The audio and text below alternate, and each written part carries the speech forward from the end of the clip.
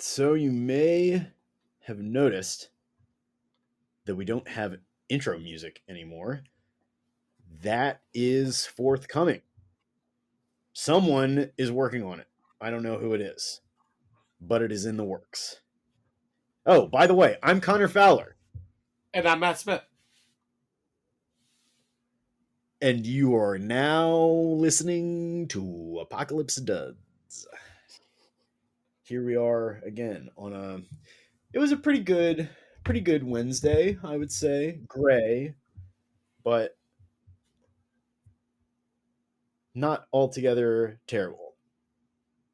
Yeah, I did not. I had the opposite experience. I hit 5 thrift stores and bought 0 things. So that was my Dude, Wednesday. I haven't been to 5 thrift stores in one day, like probably since I was 18. Yeah, I mean that's pretty average And that for makes me very sad. most of my days. Yeah, it just depends on where I am and how many stores are in the vicinity. But yeah, not Yeah, right. 5 stores and a fucking goose egg today. That was my day. So I'm glad that Yeah. your Wednesday was better. Well, I I'm just trying to keep the PMA. Yeah, you got to. I'm very hoarse. There's nothing else. Yeah.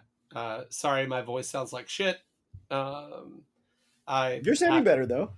Sounding better, but I had a long band practice on Sunday where I screamed a lot for 4 hours. So yeah, just trying to recuperate from that and trying to learn proper ways to do this because it's not something I've ever done before. Uh, yeah, that's why I sound like shit.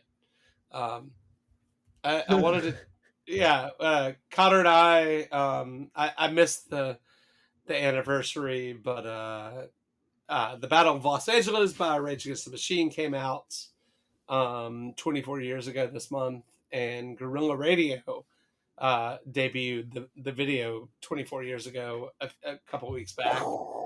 And yeah, outside of being just a fucking banger from beginning to end, I, in the early inception of this, our cute little show that we do, program, I came up with the hashtag Gorilla Clothing Show, and we've been using it ever since. And I'm kind of proud of that.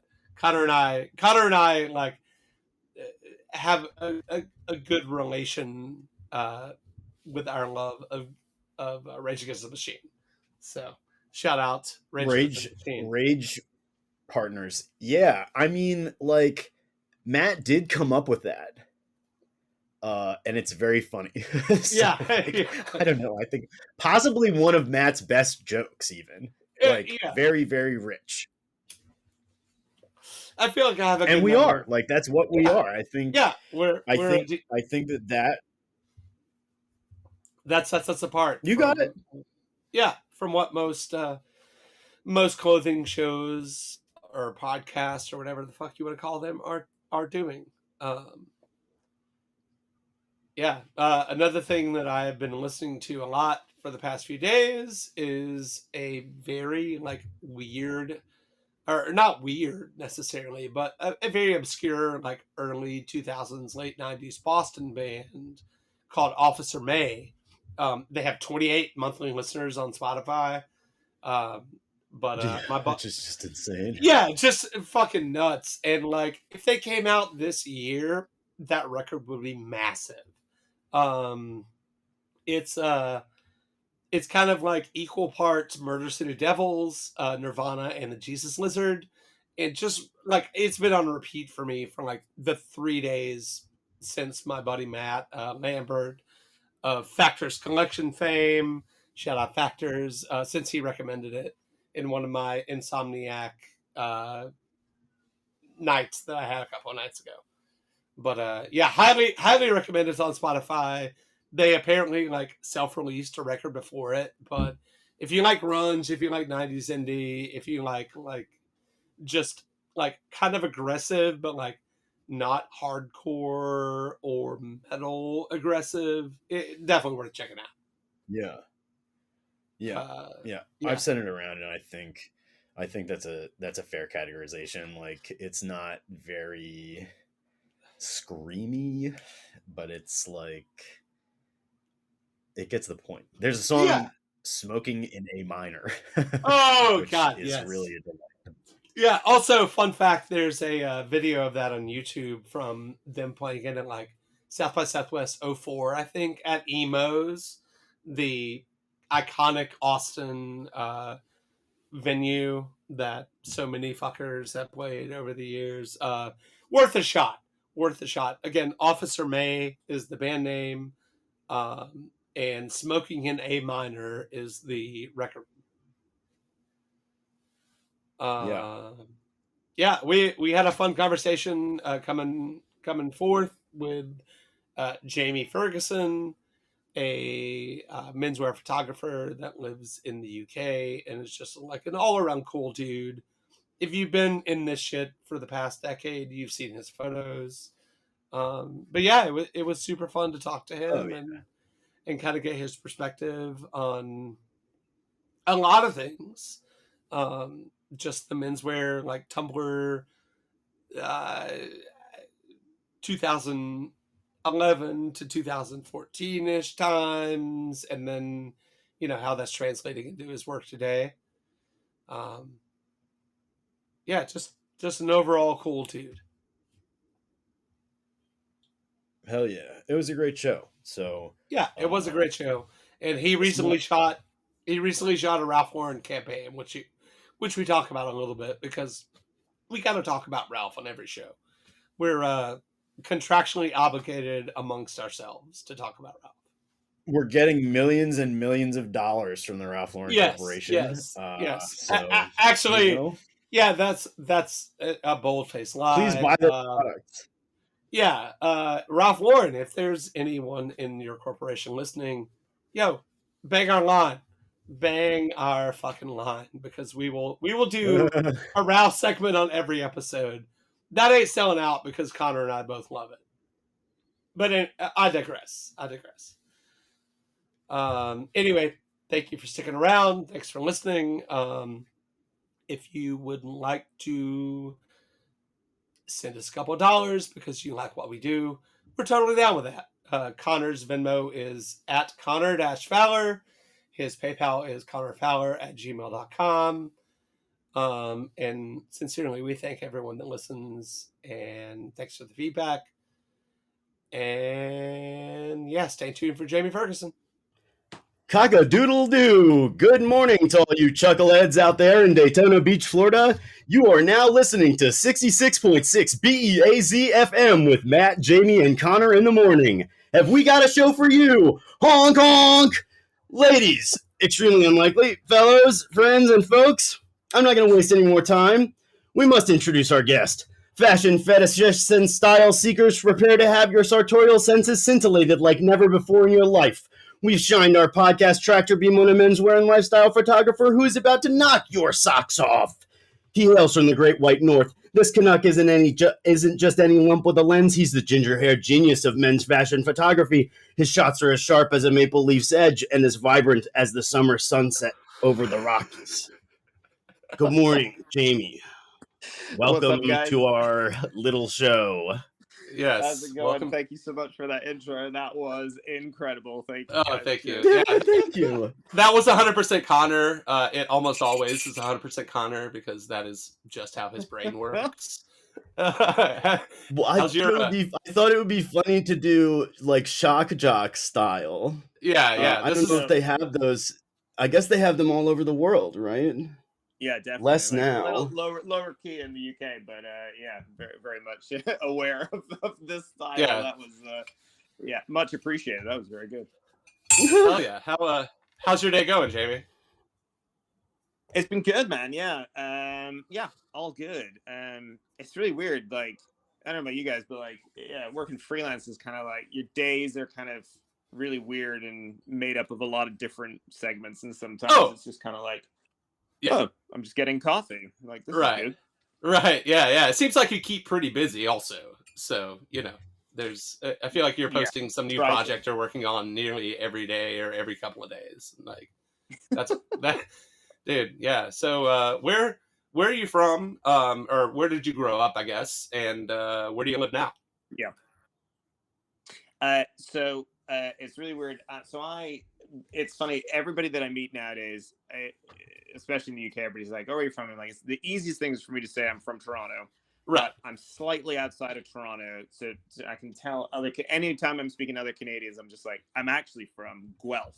That was where I was born and raised until I was about 15. And then I moved over to the UK, where my family is originally from, back to Scotland. So my mother's from Edinburgh and my father's from Belfast.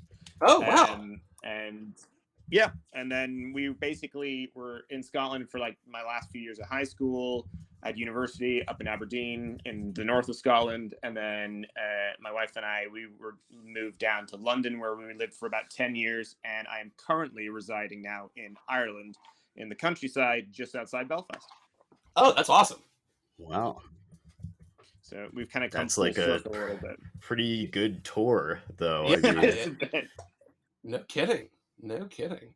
It's really, really messed with the accent at times, depending on who I'm around. But yeah, no, that's funny because I was gonna say the Canadian came out a little, but yeah, it's changed oh, over the course of the interview already. So I yeah, think that it's that's extremely mellowed a bit. The interesting. vocabulary is really mixed up. It's really funny because it depends, like whenever I'm traveling or whatever. It depends on who I'm around, who I'm with. And you kind of fall into that habit sometimes, the rhythm of like trying to adjust your cadence, your tone, the melody of your voice or your accent to whoever you're around. So it always depends on who I'm around. Either more Canadian will come out, or I'll tone it down a little, or it gets super weird if I'm in like Italy or Japan or France or whatever. Like then that's really messed Right, Yeah. right, Yeah. right. Yeah, that exists in America, I think, weirdly, with the kind of there's a sort of southern creep that happens to some people, up. I think. Like my Yeah. father, for example, is not from the South, although being from Maryland is being from the South. Mm. And like the further south he goes, the more southern his accent Stronger. becomes. Yeah. Yeah. You can just tell he feels it. Yeah, You, exactly. You always want to fit in, though, I guess. Yeah, exactly. I think that's a huge part of it for me, was always that kind of trying to, like, that desire to please extends into kind of every part of my lifestyle, where it's like, yeah, where I'm even trying to mimic the way that the people that I'm around, the way they speak, to try in my head to try to put everybody at ease. But at times I think it just means I end up looking like a weirdo. don't we all? Don't we all? Yeah. But that's kind of the weird thing, though. It's like and this extends to dressing too. It's like the harder you try, the worse you look. Yeah, definitely. And that's not true for everybody, but like I think a lot of the times, if you are trying really hard, you look uncomfortable. You look like you don't fit in. And it's like the time that you like overslept and you like Yeah. threw some shit on and ran out the door, everyone is like, my God, what a great outfit. That is very true. It's such a weird thing because, like, ever since, like, this menswear kind of scene, or whatever you want to call it, kind of has exploded. There's so many people that are looking for this kind of, like, some of the guys that I work with, like Simon Crompton at Permanent Style, like, there's every like, it's always these. I remember the earlier days where everybody was like the rules of menswear, and like what like, and wanting a quick fix to kind of like, okay, well, what do I wear to this? And it's just like, there seems to be very little room these days for like that thing of like messing up and trial and error, and kind of like, that's all these guys that we hold up where we're like, man, they're amazing dressers. It's like, we've all been through that. Like, they've all been through that thing where they're like, they'll swing at something and absolutely miss it sometimes. And it's that kind of trial and error getting through it, where it's like, you say you do get to the point where you are looking amazing, but you've made no effort at all. But it's taken that time of trying to make a lot of effort and not quite hitting the mark. Oh, totally. Yeah, it's a pretty unforgiving landscape. You learn with experience, and if you don't have that, like no one 100%. is, no one is born looking like Ralph Lauren. Or like no one comes out of the womb dressed in a fucking great suit and perfect Yeah. shoes and shit. Like we all, I think that's the funny thing is that there is even with people like Ralph Lauren, there's this assumption that they've always looked that way. I'm like, nah, Right. man, Ralph would have gone through the same stages and trials and tribulations that we all go through with regards totally to figuring out your personal style and stuff like that. Yeah, and like back There's in the goofy day, stuff for everyone. Yeah, there's goofy shit back in the day. Like it wasn't talked about either. There weren't three nerds sitting around talking about, oh, this is how like a coat should look. This is how this is the tie that you should own, or the 5 ties that you should own. Yeah. It's like, oh yeah, this was I can't believe his tie didn't have a dimple. Right. Can't believe he walked out of the house like that. Right. Speaking of dressing, Jamie, what did you wear today? Oh man, I'm super embarrassed by this because it's like whenever I'm at home, it's like because I've got two kids and you're kind of running around. It's just day to day. It's like super low key and trying to. That's allowed. Especially, it is allowed. I don't know, man. I'm like sometimes I'm like even with myself. I'm like, man, you should be making more of an effort. And I'm like, even if it's just for myself, just you want to slip into the laziness. But I'm like today it's just super into a big fan of Stan Ray, so I have a lot of their like painter pants. I've got a pair of their denim versions on. Nice. A t-shirt from a friend of mine who he does what's the name, is a generic sporting club, so it's just a plain white tee from him and a gray shawl collar cardigan, which is super cozy because it is getting cold in Ireland right now. Oh, yeah, I think I'm supremely jealous. The jealous. Stan Ray Painter Pants. No black tie today, unfortunately. Like, which again, I feel disappointed about sometimes. I'm like, I should wear more. I should like it's ridiculous. I'm like, I should wear more black tie just in the office, like just random, like that would.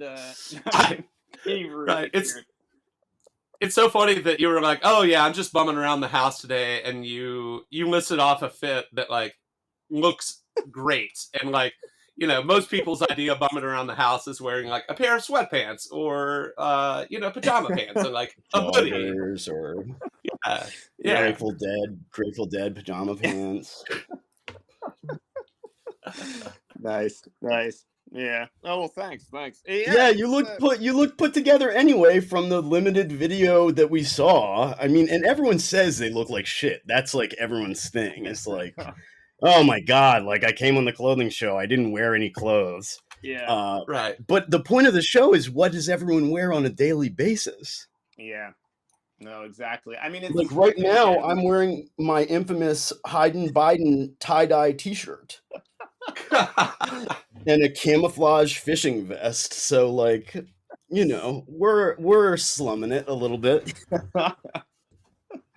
Nice. You're looking good though, man. You're looking good. Oh, thank you. You're too kind.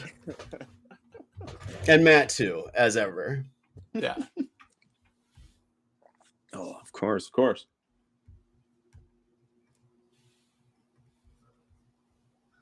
Sorry. So can you remember the first article of clothing that really had an impact on you? So what do you mean, like that I've seen, or that I bought myself? It could be something that you saw, right? And you thought like, oh my god, like I saw this kind of skate shoe and I needed to buy it out in the real world. Or it could be like your first suit that you ever bought. I mean, it's really open.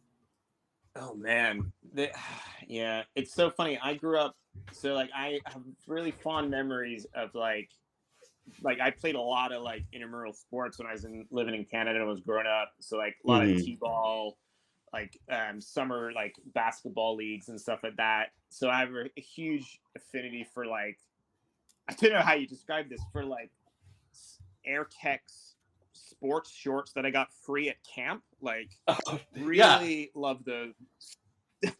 still wear those to this day, or still am on the lookout for those when I can get them.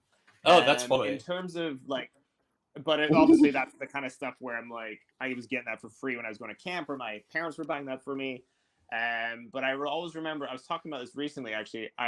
When I first started getting into menswear and kind of being more aware of clothing and kind of that thing of, wanting to, test or going down that, whatever you want to call it, that route of personal style, was around about that kind of, Tumblr hashtag menswear era. And at the time, double monks were everywhere. And I remember that being like a thing where I was like, this is the item, this is the piece I need. And hilariously, and I'm like, oh man. So I remember getting a pair of, there was two actually. Do you remember, was it, because it was with Sanders in Northampton as well, but the Mark McNary footwear range. Yeah. And it was like huge at that time. So there was a pair of red brick day-night sole, tan suede, tan suede double monk. Yeah. I had a pair of those. I remember those. Like, those are awesome. Super versatile. And then because it was McNary, and because I was like, oh, I gotta get this, is sick. It was like a pebble grain tomato red leather with a yellow, like a bright yellow welt and sole, I believe, or might have just been welt. What's the word? Like Oxford. And I never wore those things, but I remember just having them being like, that's a great punchline. I've made it, man. But I remember just never wearing them, and eventually just selling them because I was like, I didn't know how to wear it. I was like, like at that point, you're kind of, when you start building your wardrobe, you get some of those pieces where you're like, this is incredible, but you don't have the rest of the wardrobe to wear with it, and you're just kind of like, all right, well, they're just going to sit in my wardrobe, which they did. I would have looked whack with monks in 2012 or whatever. I mean, I just like didn't have the right stuff. I saw everyone had them. They were extremely hard. They were just expensive. I was in college at the time, so I was like, whatever. But I did love all the McNary stuff. I thought that was great. I saw him in real life in New York once, and I was like, oh nice. My god. Yeah, apparently, and I didn't know this until recently, his brand is still going. I had zero idea. Yeah. I'm on the mailing list. Oh wow, yeah. No, it's that weird thing with like a lot of those guys that were kind of like discovered, or not discovered, because obviously he's been around for ages, but kind of like got extremely hyped up in that in kind of like early aughts, like like you said, 2010 to 12, 13 or whatever, and and then it's like like you say, same thing. It's like every now and again I'll see on Instagram or whatever, like people I follow, it's like Mark will pop up, and I'm like, holy shit, like awesome, and the brand's still going, going. I just thought it was cool that he did work with his daughter. Daisy, just put all the daisies all over the camouflage stuff. I thought that was cool. That was cool. Yeah, that was really cool. So what types of styles, did you see growing up in, early life in Canada, and then also Scotland, and also, to piggyback onto that, was there someone in your life who really taught you like how to wear clothes? So to quickly answer, no, there wasn't really anybody. It's weird. The older that I get, the more that I'm morphing into my father. But there was never any that kind of like, there was never any kind of that, where he's like, here son, I'm going to teach you how to tie a tie. Like there was never that kind of, thing, not through me wanting it, or or him not doing it. It was just that wasn't really kind of part of my time growing up. Canada, like in Canada was weird. It was like, and obviously I was at a time where like early to like basically the 90s, where I'm like, I mean, frankly, style back then was fucking terrible. Like I remember looking back on it now, I'm like, it's really weird, because obviously everything's so cyclical, and everything now is coming back. All that 90s kind of style is coming back around, and like people are taking parts of it now that I'm like, oh snap, that's really sick. But at the time when I was growing up, I remember being in school and seeing people in like, was it Northern Getaway, like the those like pajama, like flannel tartan pajama trousers, and I'm like, you were wearing that, like you were in pajamas to school, like this is really. I remember the time just being like, and then like, can't wait to I'm gonna get a pair, and then I remember like the first one I got were like this beige tartan. It was weird as shit, and I remember just being like, this does not look good. This is not and like, and then you obviously as a kid you're not bothered about that. You don't have so much. I don't remember particularly having so much of a concern about it. Like I wasn't like, a lot of it was more down to kind of sneakers for me at the time, not necessarily even being a sneakerhead, but just having stuff that was like a legitimate brand like Nike or Adidas or Fila, not being something from Kmart or whatever. Which weirdly as a dad now, where I'm like, I get why you would buy like off-brand sneakers, because the kids just tear through them. Like they don't just destroy them. Destroy them, completely destroy them. And I'm like, in a day, and I'm just like, what have you been doing? Like just kicking, like you've been in a quarry, putting your foot into a mud puddle. Like, exactly. It's bizarre. And well, the truth is, of course, they do. Yeah, exactly. That's exactly what they do. Like the kids love hanging out in quarries. It's ridiculous. And we had, and then when moving to Scotland, we, funnily enough, we moved to a small village in Scotland where my mother actually grew up, and we ended up going to the school that she went to. And I don't know if you like the majority of schools in the UK, it's like you have a uniform. So that was my first experience then of kind of being like, right, which almost takes all of that kind of worry, especially when you're getting into high school, that worry of kind of like, crap, what am I gonna wear today? I gotta look cool, to kind of being like, I throw the same thing on every day, right, which made it so much easier. So then for like, as I say, the 3 years that I was there finishing off high school or whatever, I wasn't really looking at it because my peers weren't around me kind of like wearing like stuff, but I was like, oh snap, we're all wearing the same thing. Right. Right. So yeah, and it was weird. So I think like, I don't know, it was weird. I think the first time I started becoming more interested and more aware of clothing and what I was wearing myself was through the internet and through, like, as I say, Tumblr and those early street style blogs like the Sartorialist and Tommy Tana and GQ and stuff like that. That's probably where it all kind of started for me. That's sick. Yeah, that's interesting. The schools that I work in are uniform schools too, and there is cool. That's the overriding thinking basically, is that uniforms sort of flatten the student population, and that there's no one who is optically richer, right, than someone else. But of course, you can just tell. You can tell whose shoes are new and whose aren't. Like, it's just I don't know. I think the uniform thing is curious. I personally wanted to know at the top of the episode, because I have thought your outfits were awesome for a long time. Thanks, man. As a redhead, right? Mm-hmm. As a fellow redhead. And I was wondering, how do you put them together? Like, what do you do? Because it's a lot of the time, it's like very disparate elements. But it works. It's a weird thing. Again, it's that it touches back to what I was kind of alluding to a little bit before, where it's trial and error, it's experience, it's flipping time, man. Like, it's just figuring out what works for you, not being afraid to kind of like experiment with stuff, and seeing a lot of other styles on other people that I admire and being like, oh snap, like, man, a cowboy hat, let's try that out. Oh shit, that doesn't work. Okay, cool. Let's back to drawing board.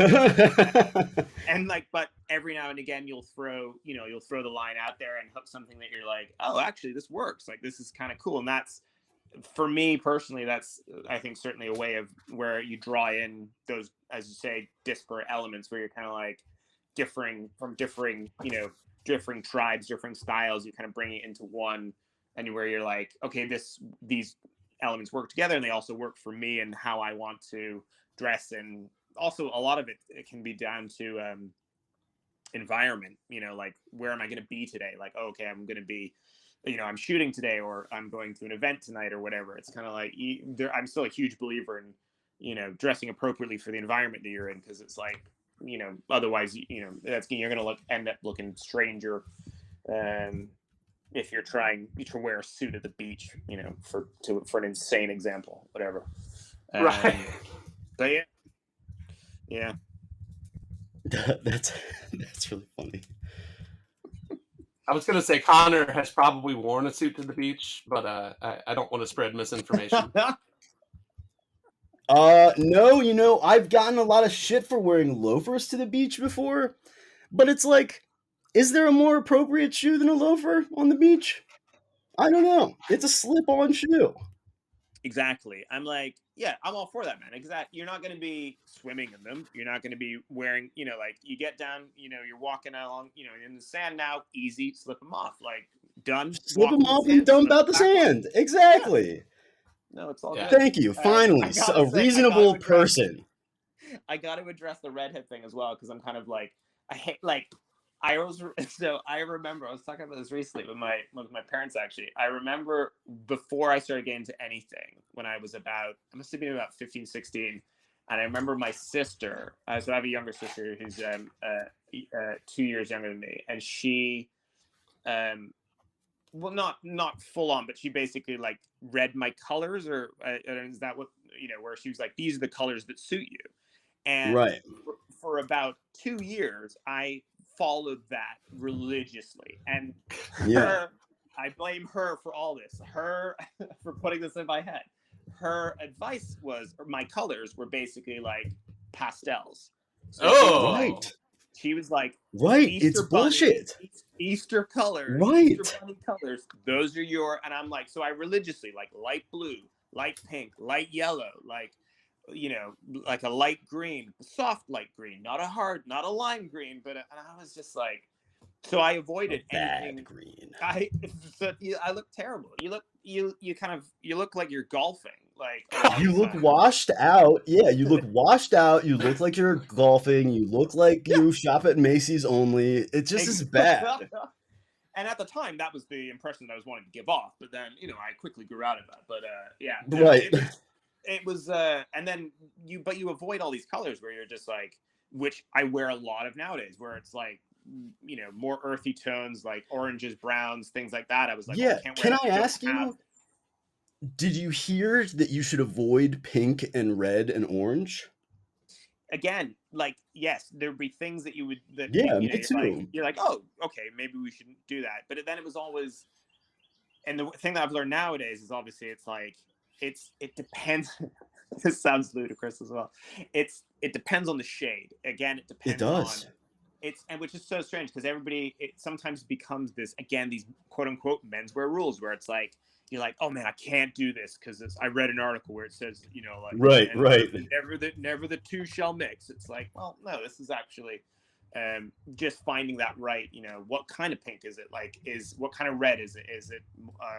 Is it a warmer red? Is it like that kind of bright? You know, I can't remember what I can't remember where I was seeing it. Like the I think it's on beige. There's a knitwear company, Harley of Scotland, do this amazing like red crew neck. It's that bright red, and it's just like that. I can't think of the word. What the crimson? Shade or whatever. Crimson, exactly, perfect. And you're like, that's the one that works. And then it's also how you wear them, what you're pairing them with, and like how is it just, you know, if you're wearing one strong color, try not to pair that with another strong color. Like tone it down as much as you can or whatever, and vice versa. And it's so it was, as I say, it's that long road of just kind of trial and error, and you kind of like, oh, actually, and never saying never to anything. Like I'd hate to think that because of the color of my hair or whatever, that I'm like, I can't wear a certain article of clothing or a certain color. I'm like, fuck it, man, I'm gonna try it. And then it's like, well, it's real. It's like your family tells you this from a very young age. Exactly. You can't wear this, it will make you look like shit. Yep. And then you, I guess, never interrogate it later. Like, did this person ever wear a good outfit? Does this person know what they're talking about? No offense to your sister. I'm saying, like, in my mom is a notoriously bad dresser. And she was always like, you can't wear orange, you can't wear pink, it will make your skin look bad. And it's just like, it just is absurd, all of it. Leave me alone, Mom. Yeah, God. I am not a redhead. I've got some auburn, so I have zero zero anything to add to this discourse except this. I Sure. did the one redhead rule, or I don't even, not even just redheads, but like very light skinned people, in my opinion, Hmm. should not wear like a solid tan sport coat. Like, I worked with a redhead. Yeah, see, Matt thinks that rule is the truth. Yeah, I worked with a This is. It's I so worked with a guy, weird. and I know. we were buyers on the team, and every time he would put one on, he'd be like, "I feel like I look like I have jaundice," and I was like, "That's a great description because yes, you do." Yeah, it's. No, I know exactly what you mean, man. I mean, It just the weird depends thing how is, pallid your flesh is. yeah, 100%. And like, you could get, I don't know, windburn, or be out in the sun one day, and you're kind of like, oh snap, actually, I'm looking a little healthy now. I can maybe hold the job. Yeah. But No, seriously. It's that thing of just, again, like, my thing that I've noticed, and that's something I kind of advice, if anybody ever asks advice, I'm like, this is the thing, I'm like, never shut yourself off to anything, because I'm like you say, a tan sport coat, you're like, I can never wear that, it's never a thing. But then I swear, and it's happened to me with every single article of clothing, that I'm like, nah, I could never pull that off, I could never wear that, I don't know how to wear that, that's ugly. And I'll always see somebody, and they're wearing it in a way where I'm like, oh snap, I never thought about doing that. And then you try it, you're like, and it unlocks it for you. You're suddenly like, oh, so never close it off, because like one day, man, you might see, you're like, oh, that's and then you be all over that tan sport coat, man. All right. I don't want to do this, but I'm going to. You did this to me, Jamie, for the wife appreciator garment, the tank top. Yeah. And I was like, yeah, I could never wear one of those fucking things. And then I saw a picture of you wearing one with like an open Hawaiian shirt, and I was like, Yeah. that's my skin. That's approximately my hair. This is okay. So thank you. You're welcome, man. Like, I'm glad I can help out. Right. That's the purpose of this entire show, actually, was for me to confess that you allow me to wear the wife appreciator garment. 100%. Well, I'm glad I could be here for this, man. You've hit two of Connor's top things in doing this show, which is trying to figure out how to take a good fit photo, and telling you that you inspired him. So yeah. So you mentioned, you mentioned getting into clothing heavily during the like quote unquote hashtag menswear time period, which we're all very fond of on this program. Mm-hmm. And I think all of us like loved the sartorialist and Tommy Tun stuff. Like that was a huge thing for me too. So did that inspire you to take up photography, or had you been kind of tinkering with it for a while? I think it was weirdly a combination of a bit of both, because it was the timing was very serendipitous in terms of getting more into clothing, as well as seeing those kinds of sites and that type of photography that those guys were shooting.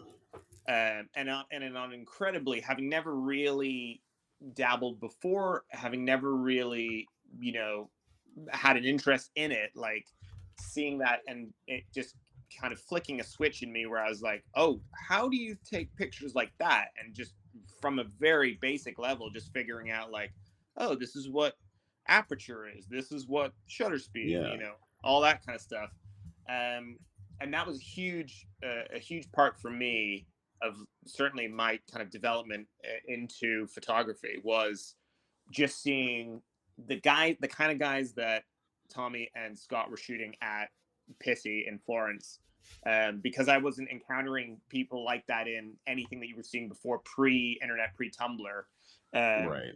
where like all you were kind of getting were glossy stuff that was in the advertisements in glossy magazines, or like the few articles in like GQ or Esquire or whatever, and that was, I felt, veered a little bit more towards fashion rather than menswear, which was more. Yeah. And then seeing, as you say, these older Italian guys in Florence, and these Japanese buyers and whatnot, who I was just like, who are these guys? They are dressed so coolly.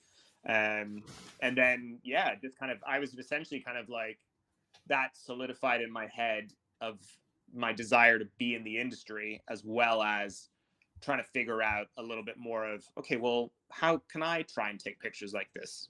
Literally just out of a more from a hobby standpoint necessary than trying to planning to make a career out of it.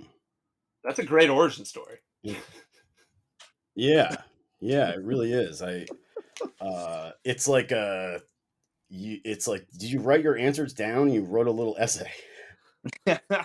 No, I mean it's funny. Like, I've been very lucky and privileged to kind of have the opportunity on other formats, other outlets to talk about this. It's something that, because I'm still in the game, man. I'm still into it. I'm still interested in it. I'm still doing it. I'm very lucky to be still doing it. And I'm kind of, I've been doing freelancing now and shooting for like over 10 years now. But Wow. And everybody, in their job, everybody has those days where they're just kind of like, oh man, like, everything kind of it becomes routine, or you're kind of, you switch off a little bit, which equally happens with being a photographer. But then every now and again, sometimes you'll have those times where you're like, man, this is, I'm not in the office. I'm not. And, when I was growing up, I was working all sorts of weird jobs before I kind of got to, as I say, into the industry, and was working for brands and then was shooting. And I remember those times, and I'm, always remind myself, like, very lucky to be doing what I'm doing. And the fact that I'm interested, that kind of thing of like, what's the adage where it's like, lucky to be doing what I love, or, if you love, you'll never work a day in your life. Yeah, exactly. And I've been, it was an incredibly circuitous route to get to where I am.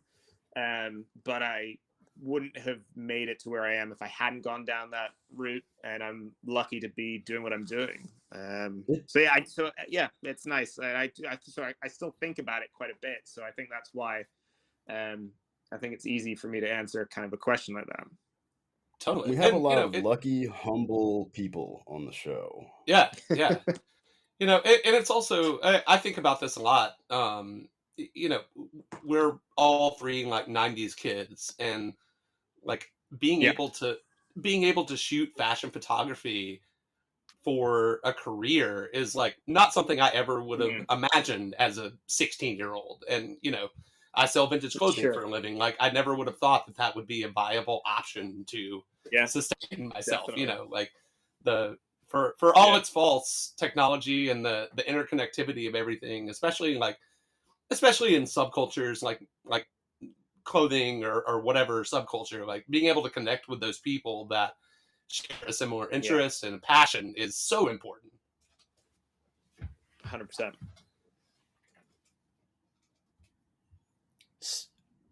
So do you think like there was a photo that kind of solidified your now I am a photographer, like this is no longer a hobby for me?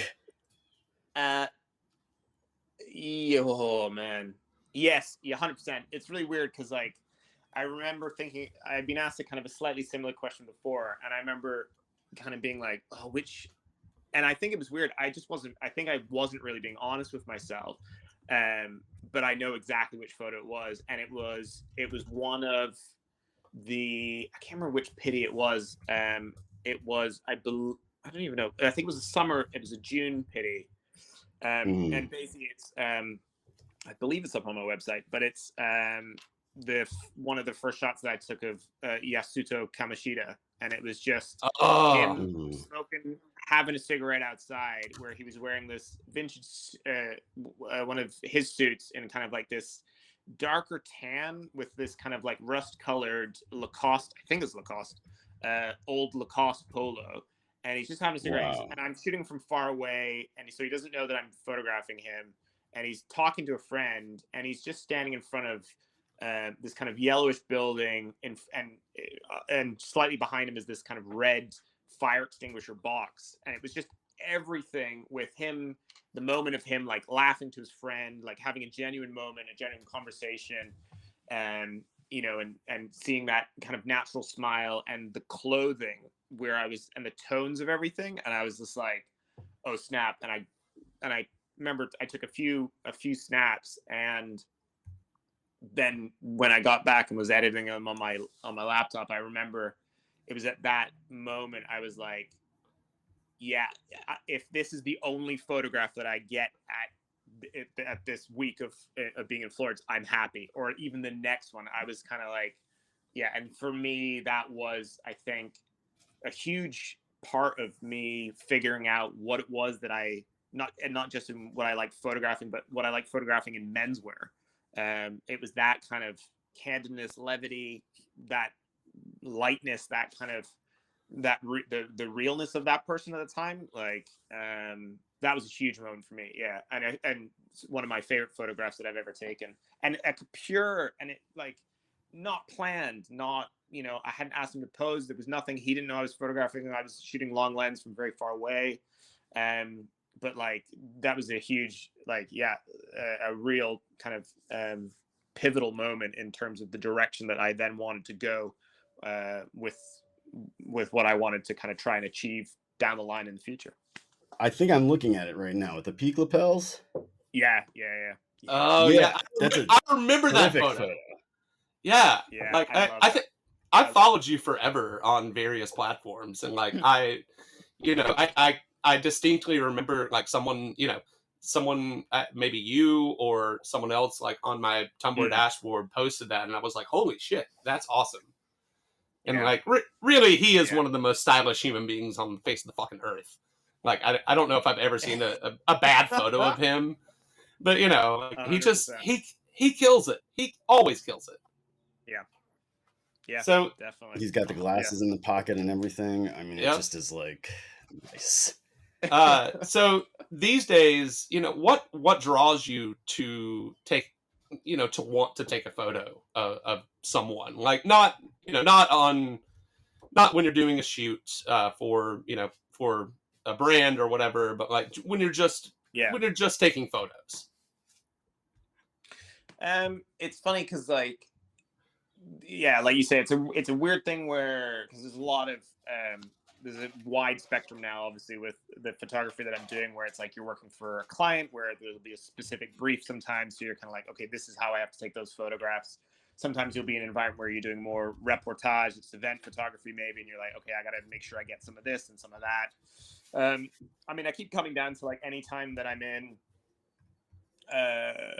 like there'll be the odd times maybe when I have some downtime when I maybe traveling through London or another city where I maybe happen to have my camera on me, and I maybe talking to friends or some of that, and oftentimes it's like what they're wearing that often tends to be the first thing. It's like the outfit that is what I'm drawn to. I'm kind of like, oh, this looks, I really love how they've combined the various items that they have in their outfit, or the colors, or the patterns, or the proportions, the fit of the items themselves, or the light. And then it tends to be like the location where we are, like, is the light really nice? But oftentimes it'll be at places like Pity, where you're kind of shooting street style, where you're there to kind of you're on the lookout essentially for, you like, okay, who looks good, who looks cool. And that's still probably, in terms of me shooting for myself and what I like to see, is still would be the main point that I would look for. Is I'm like, do I like the outfit? Do I think this is a cool outfit? Right. And yeah, not even necessarily I'm like, would I wear it, but I'm just like, because sometimes you see people and you're like Suta or whoever, and you're just like, I could definitely, I'm not cool enough to pull off that, but like, this guy looks amazing, gotta shoot that. And yeah, and so it's oftentimes it's a gut, an instinctual thing that kind of would drive me to want to photograph somebody. If first, even just trying to, as I say, trying to capture the outfit, and then those other two kind of components, like, the location, where are we, and then what's the light doing, like, does it look nice or whatever. Yeah, it's probably those. Yeah, absolutely. So have you got any camera advice for people, including me? Like, the photos are very, very good. You talk about good lighting. We know in the morning, we know at night. But do you have any, I don't know, shooting people is hard. I think as soon as they see you, Mm. it's over.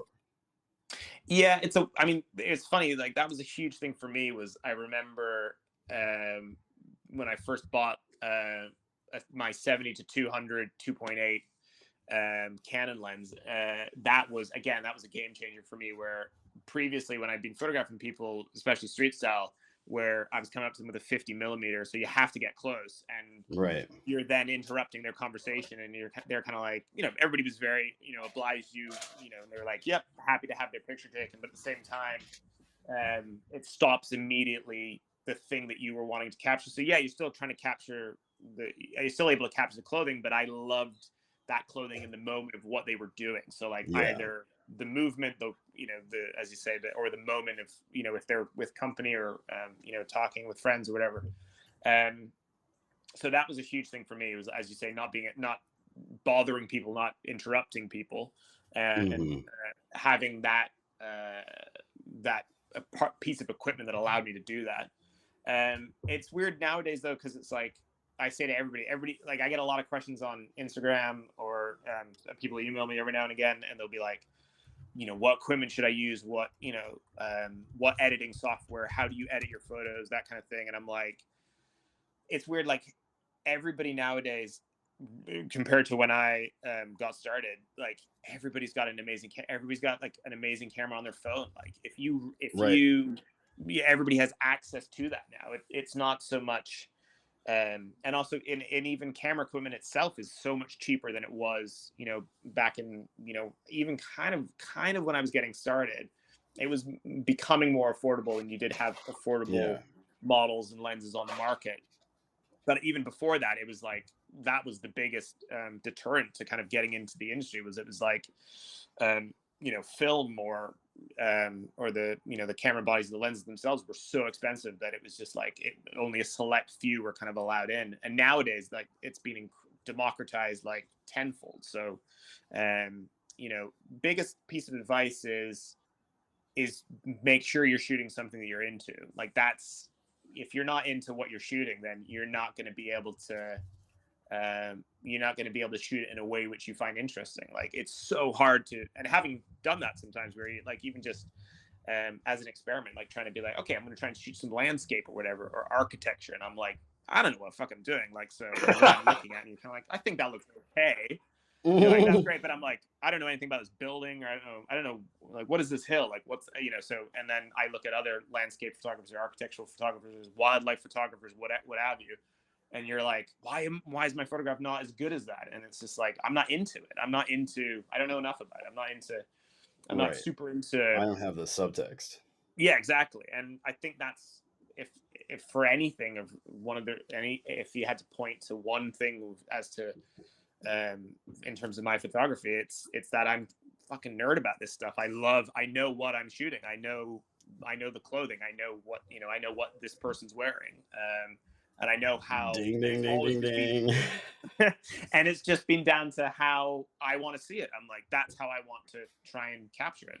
And I think that's the biggest thing. It's just, it's less about the equipment these days. It's like, that'll obviously help, but I think it's not going to help you unless you have that love of what you're, if you're not into what it is that you're trying to capture. Yeah, you can't buy a good fit pic, certainly. Yeah. I mean, I guess you could pay someone to take a good one of you, but Yeah, a photographer friend of mine, subjective. we were talking about something a couple of years ago, and he said something that really stuck with me because I'm not a photographer, but I take photos because the camera on my phone is pretty solid. And he was like, the best camera in the world is the one you have on you at all times. And I was like, wow, Yep. that makes sense. Like, just Yeah. documenting the dumb shit that I see at a yard sale, or like uh, a really, Yeah. some really cool painting that I see on the side of a building. Like, I don't know. It It's a kind of really changed cool the way that I painting thought that about it. Matt is going to see in the thrift store and not buy for me. Yeah, yeah, yeah. Connor, Right? Connor gets very mad because I find really cool art, but like shipping art is not a thing that I really Would be want to try to insane. do. From Georgia? Yeah, would just be preposterous. Yeah, Yeah. It yeah, was a Yeah. beautiful nautical. It was a nautical portrait, not in a schlocky way. It was Yeah. like an oil painting of a captain in a huge frame. It was Nice. tight, yeah. Yeah. and It was Matt also just like left it in the store. it was like 4 feet by 3 feet. You know, that would have been a pain in the ass. In other words, more reason to buy it. Yeah. You could have hang glided it up here. You could have hung glide. Yeah, yeah. Attach it to a couple of pigeons and just send them on their way. Yeah, Yeah. yeah, exactly. I can tell this is not a sore point at all, but yeah. No, certainly No. not. We'll retread that tire later on. Sure. So you went over what you look for. Mm. What is your favorite street style Pokemon to capture? Oh man. It's weird. It's nowadays the, it's weird because the majority of what I shoot tends to be at Pitti and Florence. I'd love to actually maybe one day, maybe that is the way of looking at it, is to try and go and do Paris or Milan fashion weeks, just to kind of, just for something different. I feel like in terms of the type of style that I'm into, I don't think I'd necessarily see as much of it in those cities as I would in Florence. So one of the reasons why I keep going back Right. to Pitti is because I know I'm like, it's fish in a barrel. You're like really concentrated in one area, and you're like beautiful, beautiful city. So you're going to Yeah. see what you want to capture. Florence is also an incredible place. Like Florence in general is just phenomenal. Exactly. So you're kind of you luck out with like as you say, the backdrop that you have to shoot those people on. Yeah. But I think it's weird having been gone, twice a year for over 10 years now. I've kind of photographed a lot of the guys that, as you say, the people that I want to capture. Like I feel like I've mostly got everybody that I've wanted to shoot, or got a good shot of them, like where I'm pleased. I'll still want to, because obviously everybody's going to be always wearing stuff, different things, and new and interesting styles in a different way or whatever.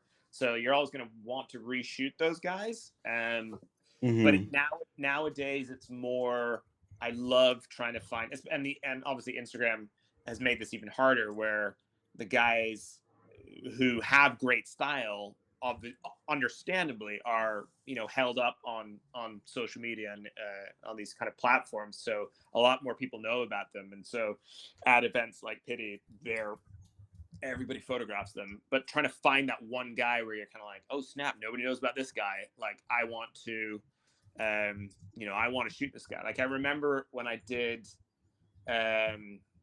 when I brought my book out, this guy, one of the guys that I wanted to use in the book was Gerardo Cavalieri, who everybody knows now. But at the time, he was pretty low key. Like I don't know if Instagram was maybe that small, it was smaller back then or whatever, but I remember I had only come across him on Matt Rannick's Instagram, and I asked Matt, I was like, hey, could you introduce me? I'm working on this project. You have this Italian Indiana Jones on there. I'm like, can you please, I'd love to have him in the book. And I, Gerardo was very sweet and was very, considering like this random dude's like, emailed him out of the blue. It was just kind of like, hey man, I want to come take pictures of you in your city. He was like really like, absolutely. It was incredibly generous with his time. Showed me around Rome, which was great. Hell yeah. And he looks amazing. And then hilariously, I remember I was like, understandably, Rannick snaked me, and that was the first, when Matt released the first issue of his magazine. That was Gerardo on the cover, understandably. And I remember being like, damn it, Matt, like, Yeah, come blew up on, your man. spot. He beat me to the punch. But I'm like, and then since then, like, I see Gerardo understandably like being featured everywhere, and everybody's holding him up, rightfully so, as like this incredibly stylish man. I just remember seeing him on Matt's Instagram and being like, he was. I embellish or misremember things, and I'm like, in my head, he was basically wearing this like chambray shirt with like, I think, a red neckerchief or bandana or something like that. These kind of like high-waisted army fatigues or something. And in my head, I think this is where I'm embellishing, he had like this leather gun holster around his arms, around his shoulders. Okay. And, That did not go where I thought it was going to go, but sure. and he's standing next to this biplane. And basically he was like, I think the caption was something like, I've just flown this baby down into, and I'm like, wait, what? This guy. And so every time I go back to the picture, I'm like, right, there was no gun holster, but in my mind, I'm like, he just looked like this awesome guy from, as I say, from an Indiana. I thought he was this Italian Indiana Jones guy, rode horses as well. And I was like, wait, what? And then he's like, oh, and then he's in Rome, and he's being, he's in his atelier, creating these beautiful tailored garments and stuff. And I'm just like, who the fuck is this guy? This is nuts. Wow. But yeah, it's to kind of come back around to what we were talking about. It's trying to find those kinds of guys, or finding those people where I'm like, holy shit, who is this? I've never seen. And it's become much, much, much harder these days, purely because, as I say, everybody's got a phone, everybody's got a camera on them. So it's being, this style, these people are being documented far more than they ever were when I was kind of coming up. But I feel like every now and again you can find them. They are out there, man. They are out there. It's all just dumb luck. You got to catch them all. Yeah, exactly. You got to catch them all. Exactly. Just out of curiosity, I'm just not remembering, but have you ever shot Luciano Barbera? No. Oh, That is, okay. There's a friend of mine, another Canadian guy called Neil Watson, I believe, who has this amazing photograph of him. I think I'm correct in thinking it's Luciano Barbera. And it was, he had this, I think he shot him with film as well. And it's this incredible photograph of him. And I just being like, yeah, I get so professionally jealous at times when I see some of my peers or other photographers work. And I'm just like, oh my God. I remember that shot, and Neil's like, I was like, this is phenomenal. And I just had never, it's that, sometimes that thing where you're not around, like these people aren't either turning up, or like, I remember, I'm not too sure where this gentleman lives, but there was a gentleman who Scott Schumann always shoots, Beppe Modenese, and like very, very old Italian gentleman. Not too sure where he is in Italy, but he was another guy where I'm like, oh man, I'd love to shoot him, but it's like, unless these people are attending pity, I'm like, it's going to be much harder for me to kind of try and photograph them. So yeah, it's weird. Like that then would also be people that I'd still would love to photograph one day if I could, but the likelihood of that is probably less so than the people I'd come across in Florence or London, for example. Right. Well, I hope that comes to fruition for you. Thanks, Matt. Thank you. Yeah. Fingers crossed. So I think it was either last week or a couple of weeks back. You posted some stuff on Instagram from shooting a Polo campaign. Of course, we have to meet our Ralph quotient our Ralph quota for the show. But what is the process like of shooting such a huge international brand? So that was it was amazing. Like Ralph and I, we've kind of Ralph we have danced around each other a bit. So I did something for them, funnily enough, ages ago, where when this guy came out, and obviously they're a huge global brand. They have many, many different departments globally, and the UK, I think the UK arm of their PR department reached out, and they liked the book, and they basically were like the idea of doing something similar. So I basically got I think it was four of my friends, and they were wearing the Polo collection from, I think it was this? No, from that autumn winter, whenever it was, either autumn winter 19 or autumn winter 20.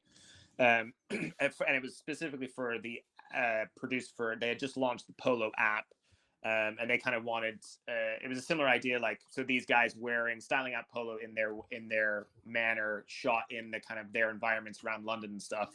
And it featured on the app, and loved working on that. It was great. For me, that was like, again, a bucket list thing to kind of be like, oh snap, I've shot something for Polo now, which is amazing. And then obviously COVID hit, and then everybody's kind of just been picking themselves up and getting themselves back on their feet, whatever, in the last 3 or 4 years. And we've kind of been in touch with each other, either sometimes from the US department, sometimes from the European department, of just like availability and stuff like that. So they'll reach out and kind of be like, check on my availability for certain things. And unfortunately, in the past, it's like we haven't been able to land on anything.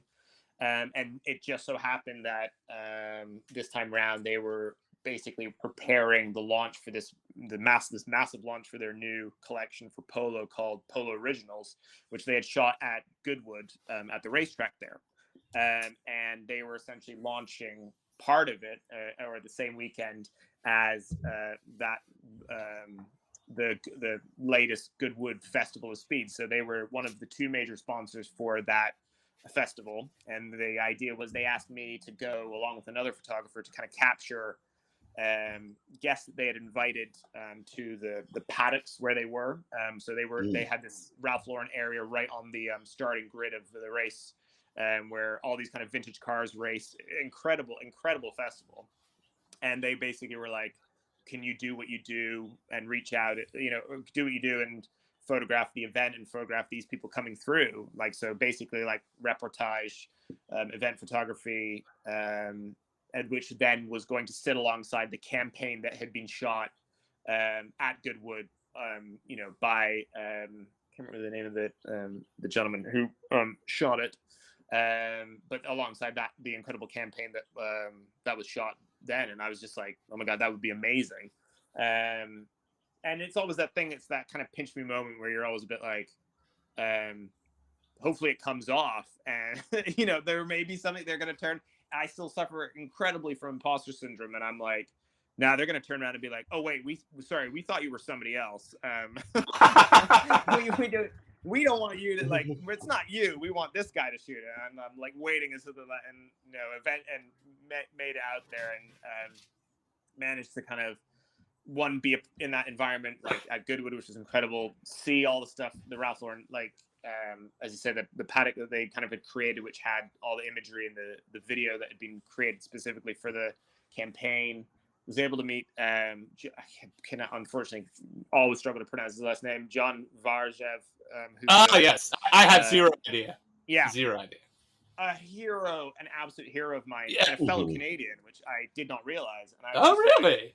Had the pleasure of meeting him and his wife Patty, who were attending, obviously, the festival, and that was just an absolutely amazing experience.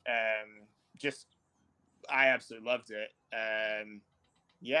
But it's an insane process. Like, it's about as intense as you could think it would be for a brand that size. It's but it's made less intense because everybody that you're working with, the team that I was working with, from Ralph and stuff, everybody's on it. Everybody knows what they're doing. Everybody's into what they're doing as well. Like, everybody wholly buys into everything that's trying to be created there, and the experience and the world of Ralph. So, you're just trying to do your little part to facilitate, what's needed. But yeah, absolutely incredible experience. There are a few brands that really, in my opinion, like, do what Ralph does well. And honestly, I can't think of another brand that, like, has basically an entire lifestyle built into their, brand DNA. Mm-hmm. Yeah. It's it's a funny question. It's because I asked this question to a lot of my friends in the industry, is that I'm like, I also do you think it would be at all possible for any brand this day and age to create something given time to create some the same you know world that Right. Ralph's created, and it's Right. like everything is so diversified now that it's like I just don't think it's Yeah. possible. Like every like the sheer spectrum of what they do, like menswear, women's wear, casual, formal, lifestyle, home. You know what I mean? It's like it's absolutely insane, and I just don't think it's like I don't think anybody could do it these days. I don't think so either. I mean, Yeah, I I you know, I agree. feel like some Japanese companies or conglomerates, you know, Beams, United Arrows, etc. They get close, but it's not on the same level. And it's done a Exactly. different way. That's I think that's the astounding thing is that it's like yeah I mean and I love beams but I'm like it's Ralph's synonymous it's everywhere like that little polo player man like it's globally recognized. Right. It's You can insane. go to the middle of nowhere, Yeah, and if someone Yeah, saw you wearing a little pony on your chest, they would be like, "Oh, yeah, you like polo?" exactly. yeah. I was just gonna say, like, a lot of the stuff that I see that is like sort of further out from clothing that they make, it kind of makes sense. Like towels, you would Yeah. figure kind of checks out, you know? Like, I don't know if people have like dinnerware, Yeah. polo dinnerware, but like that would not surprise me terribly. It just doesn't I think that they have been able to make it all encompassing in a Hmm. way that other brands haven't. And I don't really know why the other ones haven't, but to your point, I think that it's not possible at this point. Yeah. No, I get it. Also, I've just just because I would be remiss if I didn't remember it, but I remembered the photographers. It was Richard Phibbs is the guy who shot the Oh, originals campaign, and it's phenomenal. It's so good. Nice. good. Yeah, we'll link to that. Yeah. Well, Jamie, man, this has been a super fun conversation, and I'm going to be thinking about menswear Indiana Jones for the rest of the day, and giggling in my We head. all will be, man. Yeah, yeah. Exactly. That's an image that Sweet needs. dreams tonight, man. Sweet I dreams. I really hope so. Yeah, thank you for coming on. We always like to give our guests a chance to shout out themselves, whatever they want to. So please feel free. No, I mean, will not shout out anything. I appreciate anybody who follows me on Instagram, whatever. Anybody who's familiar with my work, I really appreciate. Anybody who's given me a positive word in the past, yeah, appreciate everything. And thank you so much, you guys, for having me on. It's been a real fun discussion. Like I love kind of like talking menswear, talking photography, with like-minded individuals. Man, it's all good. Totally. Well, at least shout out Yeah. your Instagram handle. Sure. So I'm at JKF_man on Instagram. Great follow, highly recommended. Yeah. So Yeah. one more time, thank you, Very, Jamie. very, very good photography. Thank Wicked. you, Thanks, guys. thank you everyone for listening. If you like what you hear, please subscribe and rate on your platform of choice. If you want to reach out, we are apocalypseduds@gmail.com, at apocalypseduds on Instagram. I am Matt Smith at Rebels Rogues. And I'm Connor Fowler at Connor Fowler. And we will see you next week.